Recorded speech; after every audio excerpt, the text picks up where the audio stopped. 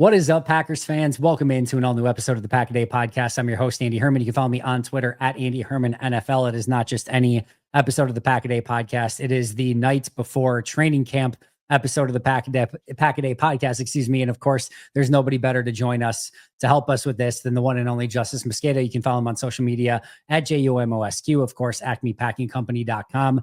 Justis, we are one day away as people are listening to this, about a day and a half away as we are recording this. It feels real. It feels tangible. We've got a lot to discuss, but before we get there, how are you doing? Doing great. I'm playing a lot of the college football video game right now. All right. Let me just say it's a heck of a Hail Mary win on your part. I saw the post on social media. For the Natty, my Mississippi State Bulldogs. I should have just done this as like a full interview. Coach, tell us about what you were going through in the moment that you won on a Hail Mary in the national championship game. Yeah, Coach, hey, would you blow me? Doing very well at Mississippi State right now. It was a little test franchise. I got like a 32 team user franchise going right now. A bunch of people in sports media and the apparatus of it and stuff, and it's always fun to get into. And I feel bad for Addie right now. At least Love Island is over now because she was taking up the TV, and I was itching. I'm like, how much longer? How much? How much? And I'm like, yeah. So Love Island's over. So now I get free use of the television pretty much whenever I want. But yeah, I'm ready to get to work. If this has taught me anything, it's that I need more things to do in this little dead period between minicamp and training camp. Well, the good news, I guess, good news maybe for you is that it's almost over. Training camp is officially here. And of course, Packers had a lot of news on Monday, including a huge new contract for Zack Tom. Maybe personally for me, not as huge as I was expecting it to be. I love this deal for Green Bay. I totally get it from Zack Tom's standpoint. Tough to say no to $88 million that can go up to $92 million. The report, Justis, is a 4-year, $88 million extension for Zack Tom. My understanding, and feel free to correct me if I'm wrong on this will be 4 years on top of his 2025 deal, which already exists, which is even more incredible that this is now 5 years remaining of Zack Tom. That, by the way, gets him to 26, 27, 28, 29, and 30 of his ages when he's going to be in the crux of that deal. This is a beautiful deal for Green Bay. I love it. What are your initial thoughts on it? Yeah, man, pretty much the same thing. Tom, I'm looking at the numbers right now. I don't know. So Andrew Thomas probably hasn't made it all pro. Christian Darrisaw probably hasn't made all pro. And those are the only guys that I see who are non-all-pro guys who've gotten paid more than him. So he didn't push up the offensive line market for a non-Pro Bowler, which is kind of how you have to, or all-pro, which is kind of how you have to look at these things. That's the way the agent market is kind of trending. You have like a bucket of all-pros, you have a bucket of Pro Bowlers, and then it's, okay, are you a starting caliber guy that other people would want? Especially considering that Trey Smith just got 23.5 to play guard and not tackle. And, Tom is going to get 22. I know that can get moved up. I'm sure the incentives there are all based off of like all Pro Bowl, Super Bowl type stuff. So hope he hits them, right? That would be great. But it's not that big of a factor. Really interesting deal. I think it was a really good number. I mean, again, Dan Moore got 20.5 and he got 22. Dan Moore led the NFL in sacks allowed last year. So the difference is between Zack Tom and the sack leader in, a derogatory way, right? Yep. Is $1.5 million, if you want to think about it that way. The gap between him and the top of the market non-all pros is much wider than where the Dan Moore fence is kind of set. And those are kind of like the two like tent poles you have to think of, right? With these new contracts, where it's like, okay, Dan Moore's on the low end, highest paid non-all pro is on the high end, and he didn't set another tentpole past that, right? So that's why it's kind of viewed as a positive. Some of the stuff is interesting on how some of these things are reported, and obviously, like, agent sources are the people who are feeding a lot of the newsbreakers, which is why I think Pelissero had it first and cited his agency, which, like, I have no issue with the agency or anything like that, but it came in with the highest signing bonus ever. Get that blaster out. I want people to know that this is a win. Let's get the media rallying around this. I gave you your little line that you can write about, right? The reason that is, so he got I think it's like 30 million, 30.2. Actually, I know the exact number. $30.2 million in the form of a signing bonus. The Green Bay Packers like to sign players to 4-year contracts, which we've talked about when we talked about free agency and things like that, and how the Packers contract with both Aaron Banks and Nate Hobbs were very unique in that the Packers had like 2 of 5 league-wide contracts that were over 3 years in free agency. So players like to get to market quicker, right? Being able to renegotiate going into that year 3 of a contract is a lot easier when you're in a contract year than when you're not. See Elton Jenkins, who signed a 4-year contract and is going into year 3, and the Packers are basically calling his bluff and are like, you're still in a contract for 2 more years. We don't have to negotiate until next year. And that's if we want you, right? At the cap number, they can save like $20 million or something like that in cap space next year by moving on from. So what the Packers do is, so from a cash perspective, right? Big signing bonus up front, willing to give you that. And then it's basically non-guaranteed salaries moving forward past year 1 of the contract, which, like, you're going to keep the guy at least 2 years of the deal anyway. No one's getting cut before then. But then there's like things like rolling guarantees. Like Trey Smith has a rolling guarantee for the 2027 season that triggers the 3rd day in 2026, right, of the new league year. So for all intents and purposes, unless they want to move off the Trey Smith deal this upcoming offseason, he has 3 years of salary that's guaranteed, right? The Packers are only giving you that 1, which is why they're giving you that giant signing bonus on top of the fact that Trey Smith is kind of a weird example here because he actually signed the 4-year extension. Not a lot of players sign, a 4-year contract. But the Packers also like that length because, again, a point to Elton Jenkins, they could say like, hey, look, the market moved. We don't have to react to it yet. We have that extra year. That's why we gave you the money, right? Yep. So you're going to see, giant signing bonus. I even wrote like the headline, on APC. I said, historic contract because it is. I mean, they moved the signing bonus number up. Do you know who held the previous highest signing bonus before Zack Tom? It was Bakhtiari and one other, all right, at 30 million. Tunsil, Bakhtiari and Tunsil. Yep. At 30 million, and Zack Tom got 30.2. So yeah, this is just kind of what the Packers do, man. Nothing too shocking about this deal. I always thought it was going to get done. It was just kind of a no-brainer for them. They have the cap space to be able to do this kind of stuff right now. I like the player, underrated, run blocker. I thought at times he was a little bit shakier this past season. We talked about how, guys like Jake Matthews shouldn't be anywhere near the conversation of Zack Tom at this point. He signed for a higher average salary, 4-year contract. Yeah. So 22.5 over a 4-year deal. He got 38 guaranteed. Zack Tom is going to come under that. Plus, you're talking about a 33-year-old who just signed that 4-year contract compared to Zack Tom coming off of a rookie deal. And you essentially have him for a 5-year contract, right? Because it's a contract extension. So you get the 1 year, then you get the 4 that are averaging the 22.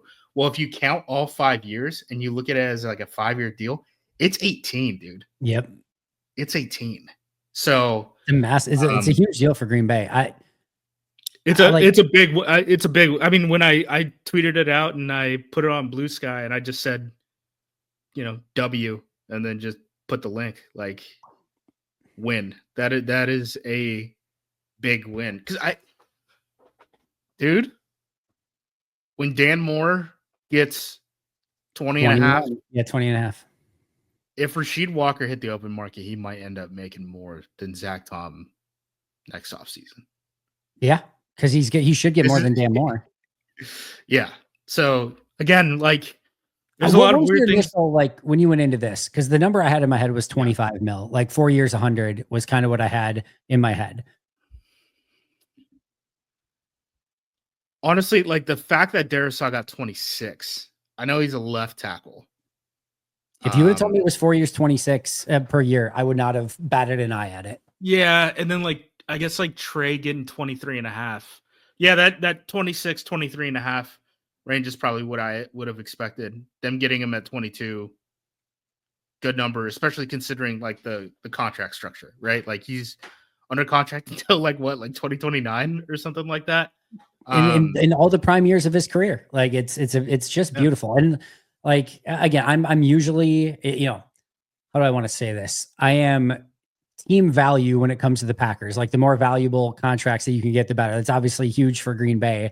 In general, I want the players to get paid for what they're worth. Mm-hmm. Again, I don't think Zack Tom and his agent did like anything, like any terrible job here. It's tough to say no to 88 to up to $92 million on any sort of It's contract. hard without the accolades too. It really is hard without the accolades. I mean, I'm sure, I don't know how much this stuff influences it. I can only go off of stories that I've heard about the negotiating table and things like that. But there are, like, legitimate presentations and stuff that, like, both sides do with each other. Like, we just talked about that executives poll that had, like, 20 some guys that had Zack Tom ranked ahead of Zack Tom. So, like, when you're not seeing yourself on that list and stuff like that, and they're saying, hey, you want to sign for $88 million with a over $30 million signing bonus that'll hit your account instantly, like, or do you want to play out this year? And we have the franchise tag. Like, it's tough. Yeah. I think the other things too for Zack Tom, he's been, like, by all accounts, the consummate professional from day one getting to Green Bay. I didn't know this until I looked into it. He's actually, like, their union rep for the NFLPA stuff, because I was covering. Never mind, get rid of him. Tear up the contract. I'm just kidding. No, but I mean, like, that shows some sort of faith from the locker room. The locker room, for sure. No, decision making and stuff. So he's got that. He's been, knock on wood, incredibly durable throughout the course of his career.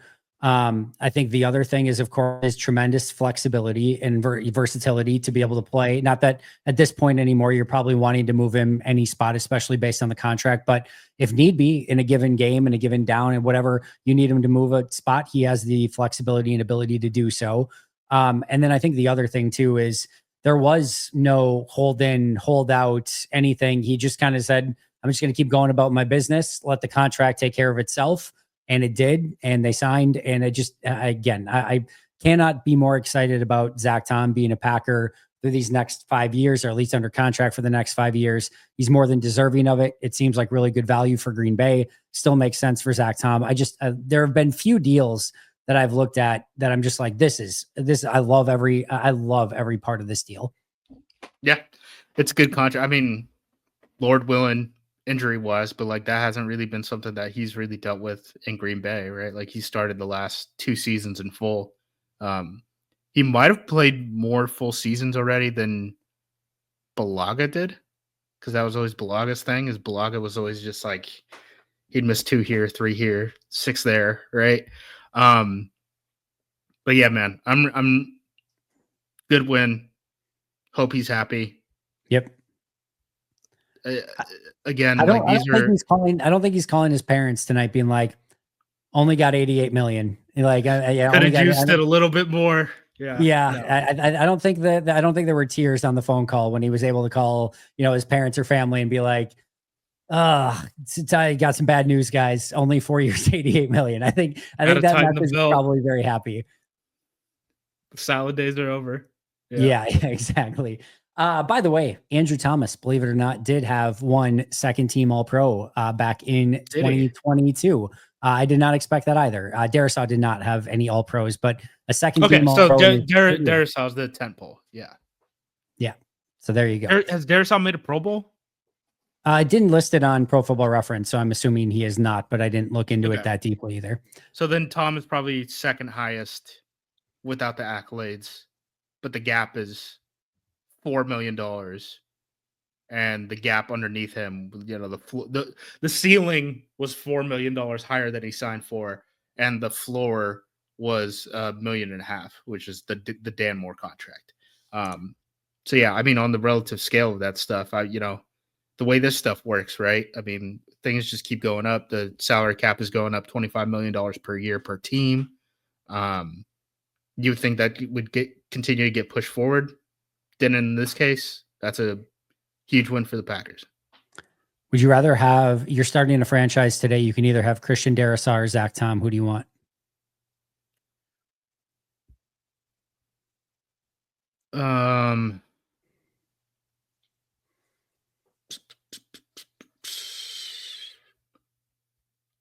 I don't know. I'm gonna lean Darisaw and be honest here.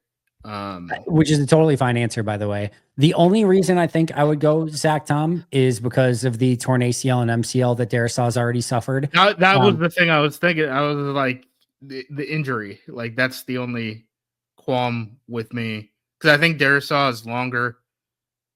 He does better in the matchups against teams like Detroit and stuff like that, where they got a bunch of long guys who are rushing the passer, and he's pretty damn good as a run blocker too. So yeah, I like Darisaw a ton. That is not meant towards any disrespect towards Christian Darisaw. I loved him coming out of the draft. I think he's a phenomenal player.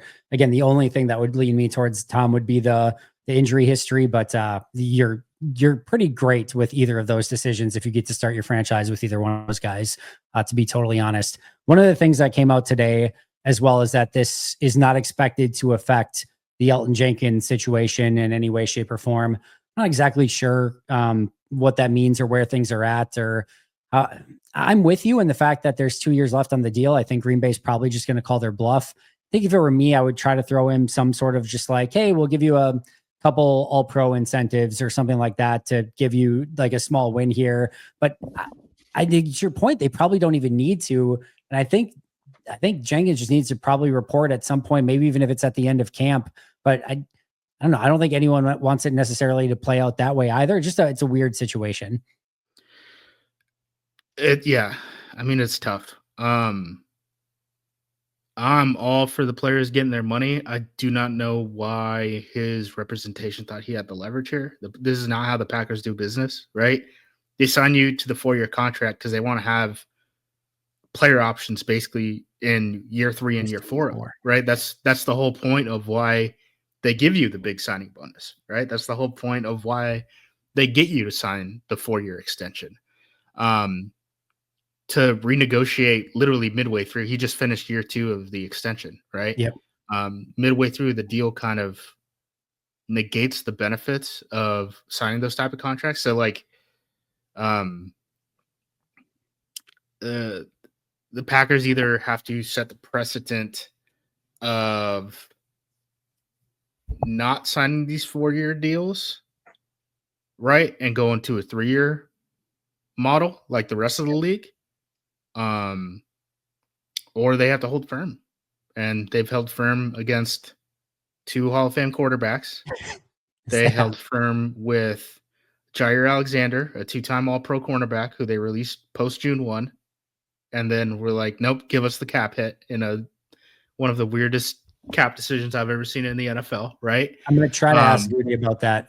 Goody's going to talk to the media on Wednesday before camp. I'm going to try to ask him about that if I can, because it still makes no sense to me. The issue is, of course, he goes at 9:20. My radio show goes until 9, and I'm about 25 minutes away from being able to get to Goody. So there's going to be, if you see a car going down Highway 40, kid's bike? 41. Yeah. Yes. No, a car going down 41, probably a little bit too fast between the hours of 9 a.m. and 9:20 a.m. on Wednesday. That would be me. But yeah, I mean, if the Tom deal is okay, if you're going to take anything from this Tom deal and put it in relation to Elton Jenkins, first of all, one thing I will point out is Elton Jenkins is a Pro Bowler. Zack Tom has not been a Pro Bowler. Aaron Banks have not been a Pro Bowler. Both of those players are now making more, average salary than Elton Jenkins is. So that probably doesn't help on the ego end, right? Sure. If it's about the money, which I don't even really know if it's about the money. It's about the Packers committing to him moving forward. I know people have been like, well, he wants to get paid more because he's a center and he's changing position. I really don't think that that's what this deal is about. It's the fact that they can save $20 million next year in cap space by releasing Elton Jenkins, right? Or And trading, he would, or trading, yeah. And he would like the team to not have that much flexibility, which is great. But I don't understand what type of leverage he has because he's still under contract for 2 more years. Like, he's going to miss these game checks. Like, is he going to wait until, week 10 when, guys can have an accrued season? Maybe, but you're missing out on a bunch of game checks, and the next year isn't going to toll. So, the Packers are still going to have your right. You're going to be in the Jair Alexander situation next year anyway, right? Yep. The second point is it doesn't seem like the Packers are moving away from this 4-year commitment because they just signed Zack Tom to a 4-year contract. And if they want to continue to sign these 4-year contracts, they have to hold firm on their own Jenkins situation. Otherwise, guys are just going to get big signing bonuses up front and then just want to renegotiate after year 2 because the Packers are willing to do it for Elton. So why wouldn't they do it for them? So if Nate Hobbs can prove that I'm actually a starting outside cornerback. I'm not a nickel corner like you paid me going into year 2 or coming out of year 2. Why wouldn't he do the same thing Elton did and say, For sure. well, pay me way more, right? Absolutely. And I'm with you. I think that makes it just, again, I don't think Green Bay is going to want to set precedents, as we've talked about before, going into the third year of the deal of we're willing to negotiate. I could see if Elton was, and maybe Green Bay could figure out a year 4 compromise, which I don't think makes any sense for Elton, by the way. Yeah, the thing that's so hard with it is they have him on a fixed number and the numbers are going up. Short of giving him a long-term extension, which I don't think that they're willing to do at this point. Right. I don't know what makes sense for a 1-year deal. If Green Bay says we'll cut your base salary from the 20 mil to the 10 mil, but we'll guarantee the 10 mil, again, and there's no reason Elton would do that. Again, there's just because Tom is making 22 exactly. now, and Exactly. and the guard that's lining up to the left of him is making the 19 and a half or something like that. I can't. It doesn't make sense. And the weird thing is the only downside for this for Elton, I think, would be is if he gets hurt this year. Because if he plays, there's going to be value for him on that contract no matter what, going into next year. He's going to still be wanted either by Green Bay or elsewhere in the NFL at that contract. So I could get if he's a little bit trepidatious. So here's how I think this goes. I think he's got, of course, the 2 years left on this deal. I don't think he has any real issue. I'm sure he'd like to make more this year, but I don't think there's any real issue with what he's making this year. I don't even know, again, to your point, that he's necessarily super upset with what he's making next year, other than, again, he saw the entire Jair Alexander situation play out and recognized that in that final year, the team is not committed to him. It's exactly. that he wants to be a Packer, right. There's no mechanism that forces the team to commit to him. This is another thing that Packers don't do, right? Where we were talking about the rolling guarantees and the Trey Smith contract and stuff like that. There's a lot of those things in contracts and roster bonuses and stuff like that, where it's hey, if you're on the team by, the third day of the new league year, which is basically when free agency opens up, right? You get a roster bonus. You get this money up front, or next year's salary fully guarantees. There's these mechanisms where even though you're not going to be a free, the team still has to make some sort of level of commitment before a certain date, right? Which is why the Jair Alexander thing drug out so long and why you don't really see that in the NFL very often. Like a lot of the cap casualties are happening early because there's cap ramifications if you keep a guy a week into the new league year. The Packers don't really have those set up in their contracts beyond like the first couple of years, maybe year, maybe 2 years for some players. Like I know they do it for like quarterbacks and stuff like that. That's totally different. But like there's no mechanism. So like Elton could be held in limbo next year. But again, the Packers want to have that option. And they just played out the entire Jair Alexander situation. So I think he recognized all of that and also recognized that, again, the Jair situation and realized next year, you know, it's great to say like, hey, we'll talk about this next year. But he recognizes, his agent probably recognizes he has no leverage next year. Just like Jair had none this year, he has absolutely none. So I don't think the move to center, so to speak, was like, oh, you're moving me to center, I want more. I think it's almost like a complete non-factor. To be so totally here's where I maybe disagree, though. I think the move to center is the one small piece of like any sort of leverage I can grasp onto of like, oh, you want me to move to center? Like, oh, I have a little something here. I have a little something of like, Josh Myers was calling all the protections, and now I'm not in camp, right? Yes. So if that's like the one sliver of thing, because I know I don't have any leverage to stand on in 2026. I am just dead in the water, just like Jair. I've got nothing. Right now, I have a little bit, and I can potentially hold out or hold in, and you want me to move to center. So I'm going to say I want something. And maybe it doesn't work. Maybe, again, Green Bay calls his bluff. He's not going to start, losing game checks, etc. And maybe it ultimately goes nowhere. But I could understand, at least to a very small extent, of like, this might be his last like little life raft out there of any sort of leverage that he could potentially. And I get Packers fans don't want that. I already hate the leverage word already. I get it. But like, that might be his last little inkling of, or his agent's last inkling of, we might have a little bit of something here. I don't think it works, but I can understand maybe why they would try to use it. So, okay. Now that we've talked this through, this is great for the audience. Now that we've talked this through, I've found a potential compromise, Andy, that might make people happy.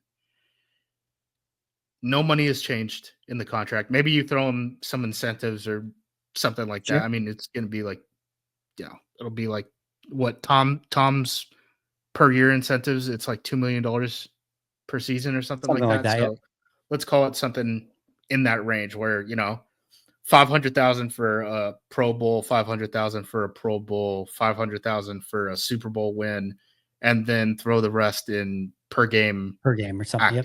Right? Like, okay, who cares at that point? Like, a lot of money to me and you, right? But NFL wise, dropping the bucket. Money. Yep. Elton shows up on one condition: the Packers have a date set in that contract. I was thinking it's so funny. As you were talking through that, I'm like, that it actually makes the most sense. So it's hey, make your decision. I understand it. I'm cool with the money if you keep me there, right? But let's just have a date that this has to be done by next off season, right? So and it's third day of the league year, you either pay me or you let me go, you trade me, do whatever.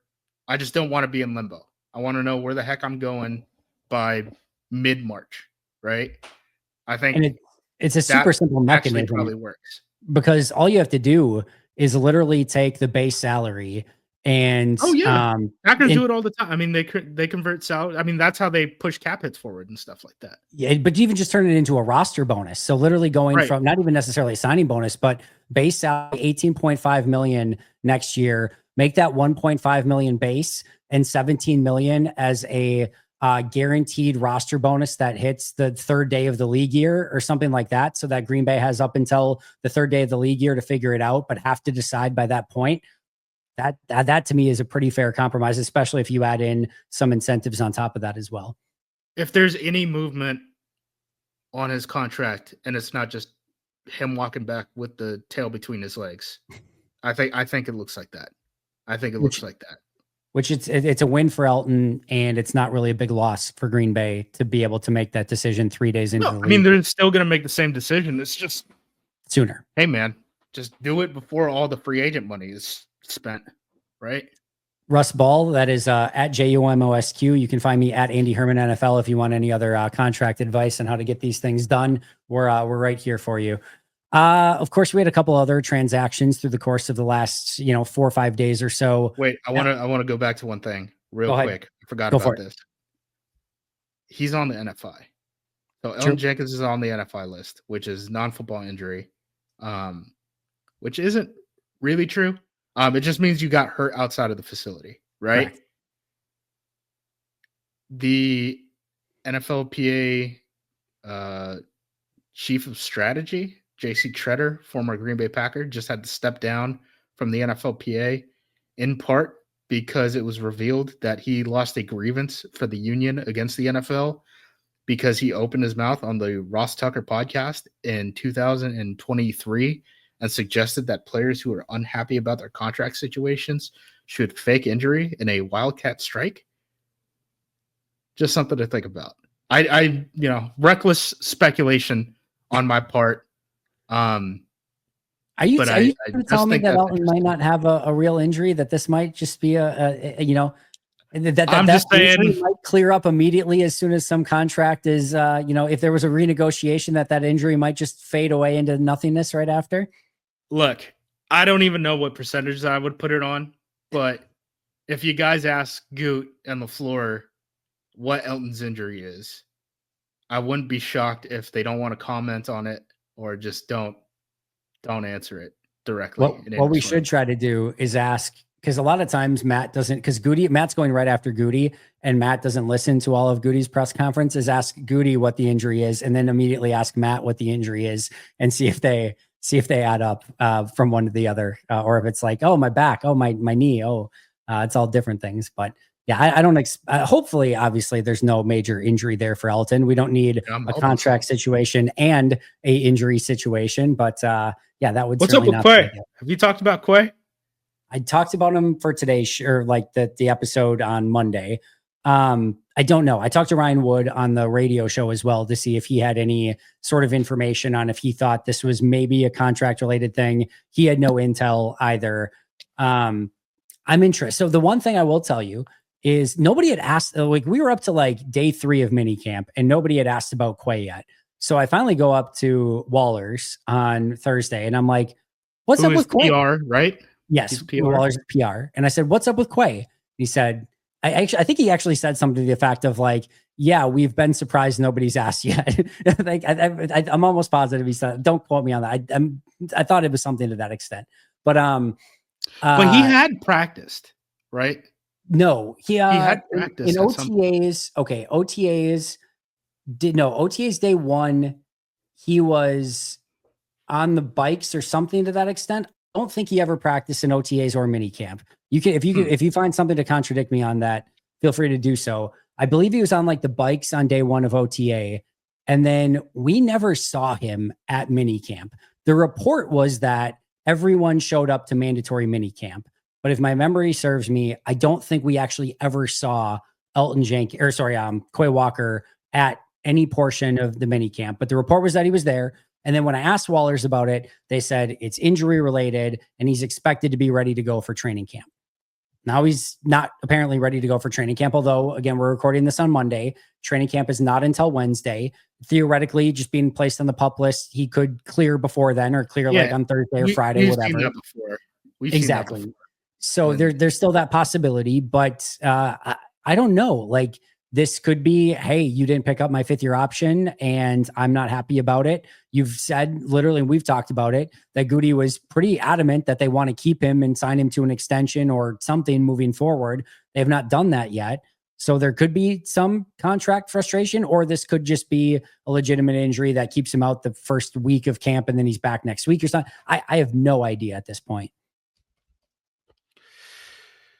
Quay was absent first OTA's practice on, does June 3rd sound right? Let me check.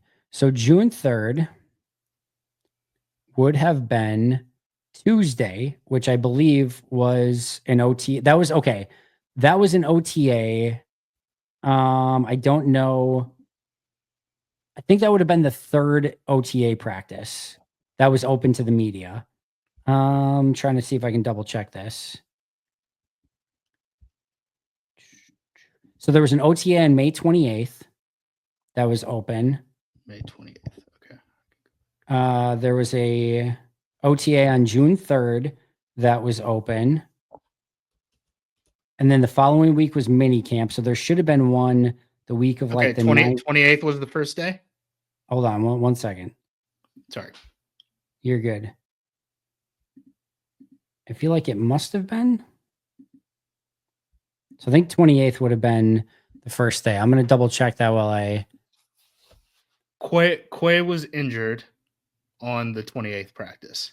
Yeah, he was on the bike that day, if I remember correctly. He was missing from on the following ones on the June 3rd practice. Yep. So I think that's what confused me was the change in status. I remember there was a change in status at some point. Yep. So okay, that's making sense. So this might have been going for a while then. So this might be like a thing. Yeah, it's either an injury that's been lingering or it's a contract situation that has been lingering. Which one it is, I don't know. Tough to say for sure. But now I'm really bothered because he can't even get fined for holding out, so that doesn't really make sense, right? Yeah. There should have been one more OTA in there somewhere. I don't know where the heck it is, but there should be one more because there's 3 weeks of there's 2 weeks. I don't know. It doesn't matter. Either way. Yeah, there was definitely a change in status and he definitely was not at mini camp, at least that we saw it all, even though again, allegedly he was there. That's our Quay Walker update for the day, I guess. Other transactions, Alex Hale was released on Tuesday. Not sure that there's anything major there other than it was a freak injury. And it sounds like they want to bring in another kicker because they don't want McManus to do all of the kicking in camp. So I would expect another kicker to be signed, even though it feels like a little bit of a wasted roster spot, but I guess they don't feel the same way. Yeah, I would actually, as a former high school special teams coordinator, right, would actually be interested in hearing out what the process for that is. I would guess that when they're talking about not wanting to have one guy kick the entire time, what they're probably talking about is kickoffs, the days that it's doing kickoff returns and stuff.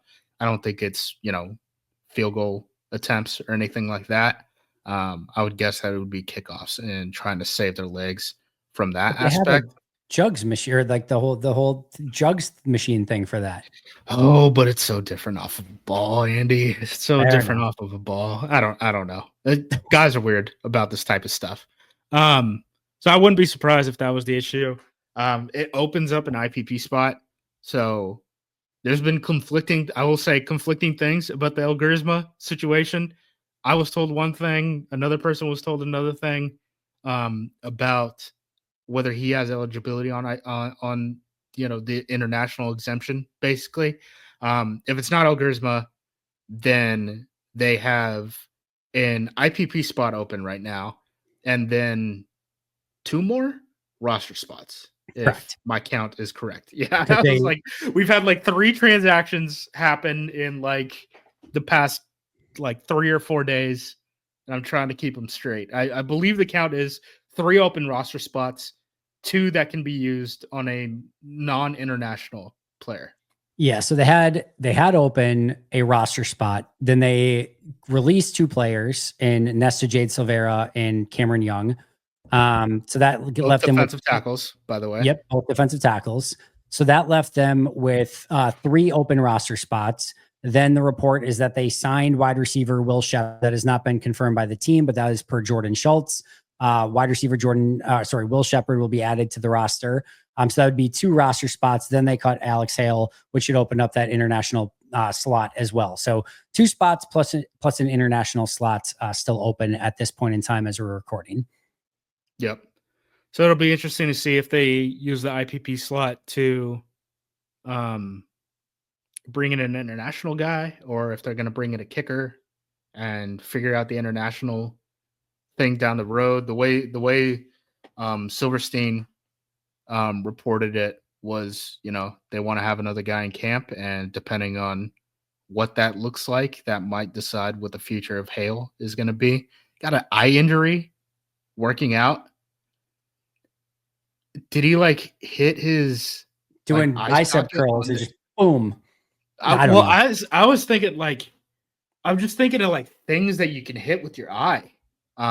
Maybe the first time that sentence has ever been uttered, but like maybe on like a bench press, like you just like you bend down or something Yeah. like that, and not knock the corner of it when you're like standing by it or something like that.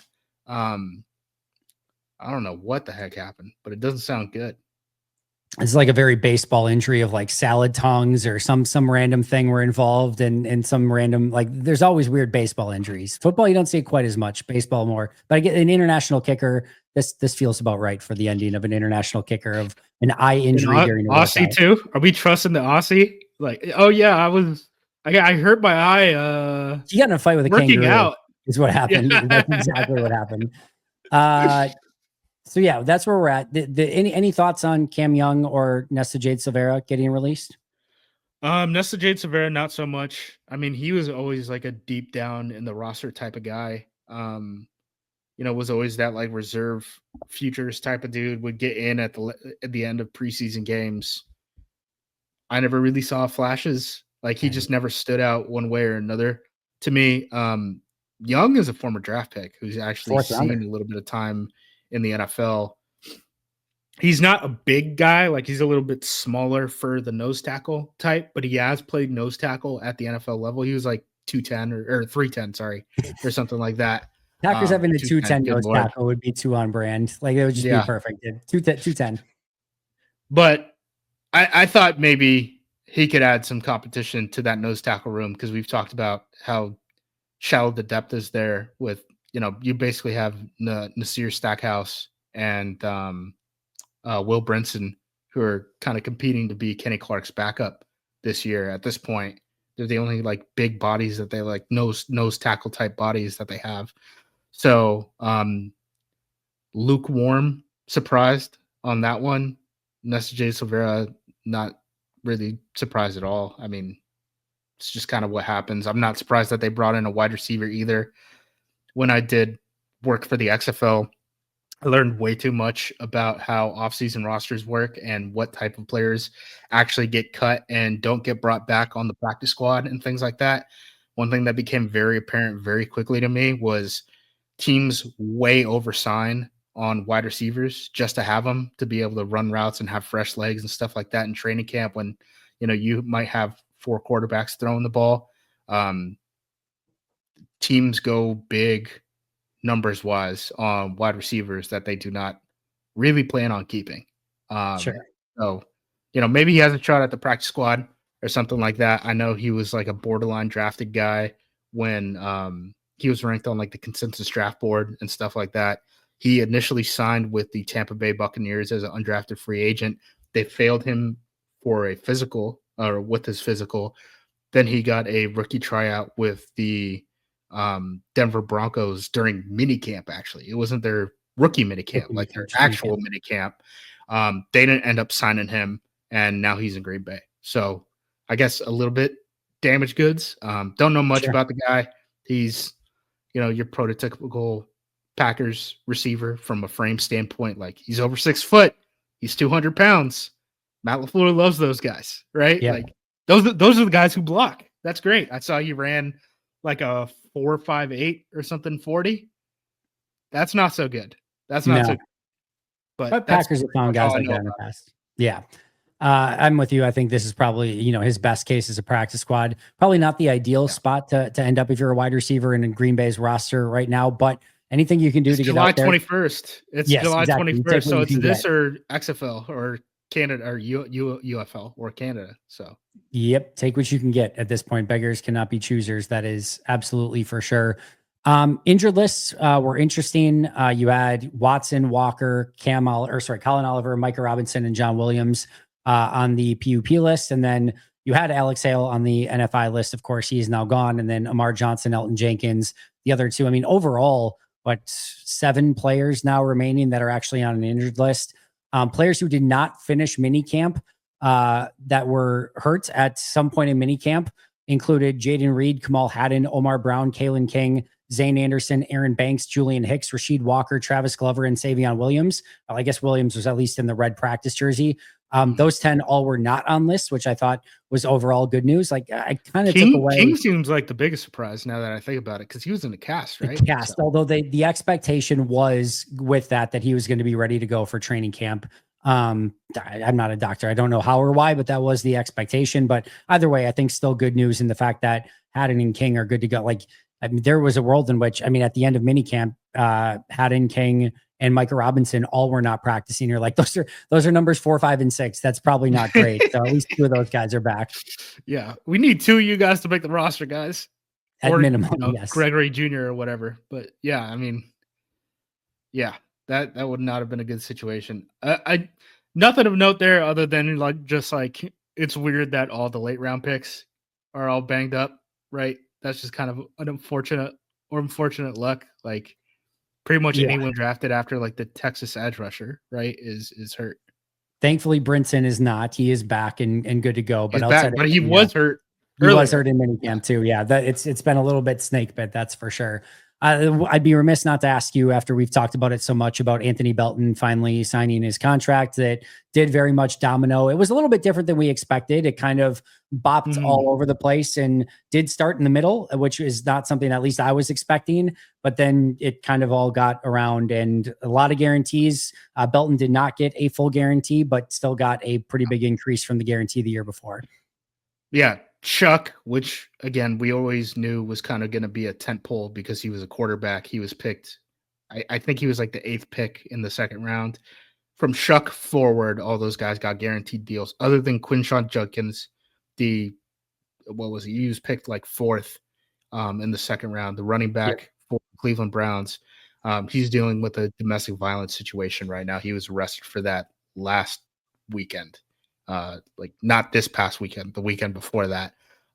So I think that situation is going to take some time to resolve, but everyone else got fully guaranteed contracts. Basically what it boiled down to when I was looking over the quick lists of the actual confirmed numbers, was basically everyone's draft slot was getting about $2 million more guaranteed, which on a rookie contract means a lot. That's a significant amount of money. So yeah, the market has certainly moved up. I would need to relook at all these contracts. I don't think all of them have been filed with the league and stuff like that, to really get a handle on it. But my broad brushstroke explanation is, yeah, 2nd round picks got about $2 million more. So they kind of, won this staring match. And from a Packers standpoint, at least from a fan standpoint, just happy that Belton is in some sort of situation where he's not going to be practicing for a week. Just happy to have that done. And especially with Jenkins potentially not out there, the more depth and competition you can have along the offensive line. We don't know what's going to happen with John Williams now. So it's a little bit more interesting than maybe it was at one point. But either way, you want Belton out there and practicing. Yeah, for sure. And, for reference, you can't sign the injury waivers for training camp. So, minicamp, OTAs, rookie minicamp, you have the option to sign a waiver that is basically yeah, I'll practice. You just have to negotiate with me in good faith, right?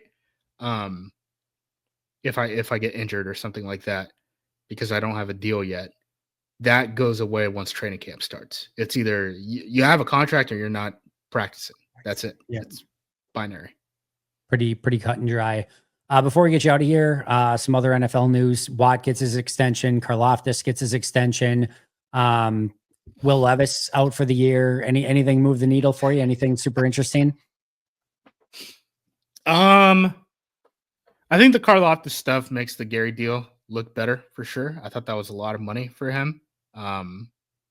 Kansas City, where's Kansas City getting this money? They gave Creed Humphrey record-breaking money at center. They gave Trey Smith record-breaking money at guard.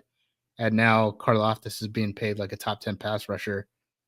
If you're just looking at it from an average salary standpoint, and it's ranking down, Karlaftis isn't as good as his average salary right now, but guys like Michael Parsons are about to get paid and all that stuff. And yeah, you guys know it's all about when you sign. When you sign, you're going to be the highest you're ever going to be, and then you start moving down that list a little bit, right? It's just kind of the nature of the beast in the NFL. But yeah, I think it makes the Gary deal look a little bit more valuable, and it kind of shows you how the edge market is moving and all that stuff. One thing that's going to be really interesting to monitor moving forward. So the way that franchise tags work is it takes the average like top cap hits from the previous 5 seasons, right? But now with the cap so rapidly accelerating and it's going up $25 million per year, that can actually be like a really suppressed number now. Because if you're signing a deal, if you're debating whether you want to get franchise tagged in 2026, right, or sign a contract right now, you're calculating money from 2021. Yeah, right. That's crazy. When the league was still coming off of, the COVID salary cap situation and all that stuff, 2020 fans weren't allowed to be in the stands. You're losing money on ticket revenue, all those things, right? All the increased costs and stuff for compliance and things like that. So yeah, I mean, I do wonder if like more of these guys are just going to continue signing with their teams, and it's just not going to move markets up super, super high because guys are not hitting free agency. So again, what's going to happen is mid-level players, not mid-level players, the mid-level starters, the starters who have not made all pros, the starters who have not made pro bowlers, the starters who are not quarterbacks, right? Those are the guys who are going to get a lot of money. And that's why you see a Jamin Sherwood linebacker who a lot of people didn't know until March when they started seeing him on free agency lists. And we're like, who's this guy who started for 1 year? And why is he making $15 million a year? Like, yeah, I think you're going to continue to see that going forward. And Paulson Adebo, our guy, big contract in New York. Yeah. Another example off of an injury. Off of an injury, off of a fractured leg and all that stuff, which is the only reason why he was available. Otherwise, the Saints probably would have paid him too. So the last big free agent signings, maybe ever, Saquon Barkley and Xavier McKinney. Thank you, New York Giants, for your contribution. And Josh Jacobs. How dare you? Yeah, you're right. You're right. Josh Jacobs as well. So thank you, Raiders, as well. Justice, the next time we talk, we will be talking about actual Packers football that takes place at training camp. The pads will be on. I know the pads will be on at this time next week. Hopefully you've got a couple more college football Hail Marys in you up until hopefully you don't need them, come on, step your game up that you don't need a Hail Mary at the end of the national championship to win. But no, hopefully you enjoy this next couple days and then enjoy it even more once we get to training camp. Anything you want to plug on the way out? Yes, I do. Do it. Our friend, Tyler Brook. Glad you brought this up. Our friend, Tyler Brook, I know he's been on the show before. He does good work. He just launched a YouTube channel that you can find. The title of it is Best Available. You can find it, just type in Tyler Brook, Best Available. You'll be able to get to it. Go support him. He does very good work. If you're the type of person who likes listening to Andy and I, you will like what Tyler has to say about football. Could not agree more. Could not co-sign more. As awesome as Tyler is at breaking down X's and O's in football, he's even a better person. He's gone through great dude. Yes. Great dude. And he's gone through the just most heartbreaking series of layoffs and things that he cannot control. Not to mention that he's a Pacers fan as well, which he just had to go through his own personal hell of that end of the season with a end of year that I would not wish upon any fan base not named Minnesota or Chicago. So yeah, I feel for Tyler in a lot of different ways. He's the best. He covers the Packers. He covers the NFL draft, and definitely go support him over on YouTube and make sure you're checking him out anytime he puts something new out. Subscribe, go give him a comment, go give him a, make sure that you're notified. Tell him we sent you. Tell him we sent you so he knows. Yeah, very much so. Make sure that he knows that Andy and Justice sent him over his way. But no, Tyler's the best. So make sure to go and do that. I cannot co-sign that enough.